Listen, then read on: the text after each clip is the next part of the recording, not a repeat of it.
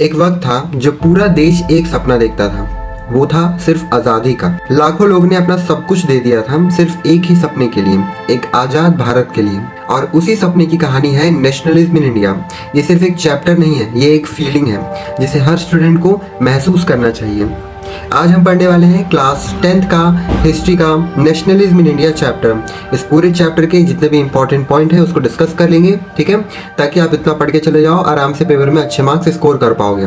ऐसे ही और भी हम वीडियोस अपलोड करते जा रहे हैं, तो इस चैनल पे ज़रूर से एक्टिव रहो, ठीक है। ज़्यादा आप दूसरे रिसोर्सेज पर ध्यान मत दो, मैं जितना बता रहा हूँ उतना करते जाओ, जितने पॉइंट्स मैं आपको यहाँ पे बताते जा रहा हूँ। चलो शुरू करते हैं। तो देखो, पहला सवाल है नेशनलिज्म क्या होता है। तो नेशनलिज्म यानी राष्ट्रवाद, जब एक देश के लोग एकजुट हो जाते हैं और एक ही गोल के साथ, मतलब एक ही सपने के साथ अपने देश को आज़ाद करने के लिए आते हैं, ठीक है, वो होता है नेशनलिज्म। फिर है इंडिया में नेशनलिज्म का राइज कैसे हुआ था, ठीक है।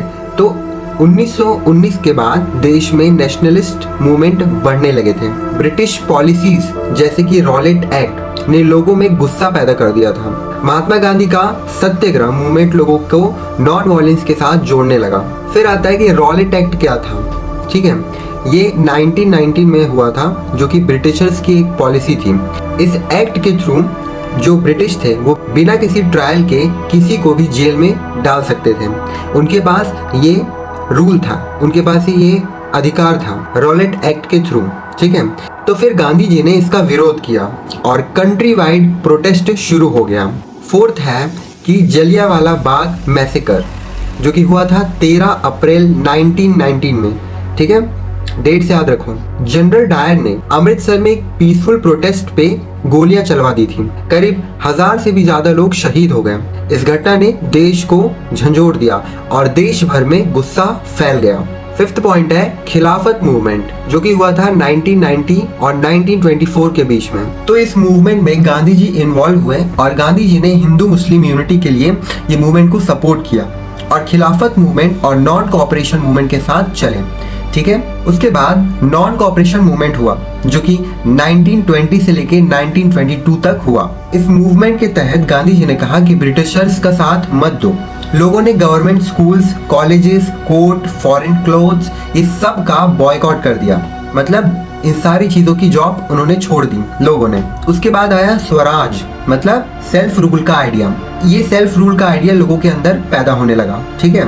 उसके बाद 1922 में चौरा चौरी इंसिडेंट के बाद गांधी जी ने ये मूवमेंट वापस ले लिया। फिर आता है चौरी चौरा इंसिडेंट, जो कि 1922 में हुआ था। ये एक पीसफुल प्रोटेस्ट वॉलेंट हो गया और पुलिस स्टेशन को आग लगा दी गई। गांधी जी ने तुरंत ही मूवमेंट को वापस ले लिया, क्योंकि वो हमेशा अहिंसा ही चाहते थे, पर लोग अग्रेशन में आकर पुलिस स्टेशन पर आग लगा दी। नेक्स्ट आता है साइमन कमीशन, जो कि 1922 में हुआ था। इसमें ब्रिटिश सरकार ने कमीशन भेजा रिफॉर्म्स प्लान के लिए, लेकिन इसमें कोई इंडियन नहीं था। इस कमिटी में कोई भी इंडियन इन्वॉल्व नहीं था। गो बैक साइमन के नारे गूंज उठे थे देश भर में, क्योंकि ये कमीशन में कोई भी इंडियन रिप्रेजेंटेटिव नहीं था जो कि इंडिया को रिप्रेजेंट करें।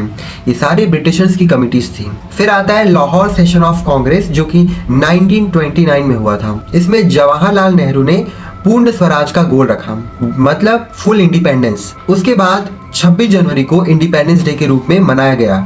फिर आता है सिविल डिसोबीडिएंट मूवमेंट, जो कि 1930 में हुआ। गांधी जी ने ब्रिटिश सॉल्ट लॉ के खिलाफ सॉल्ट मार्च यानी कि डांडी यात्रा शुरू की। उसके बाद उन्होंने 240 मील की यात्रा की और समुद्र से नमक बनाया। इससे ब्रिटिश रूल का फुल डिसओबीडियंस हुआ, मतलब इस रूल को नहीं माना गया, ठीक है।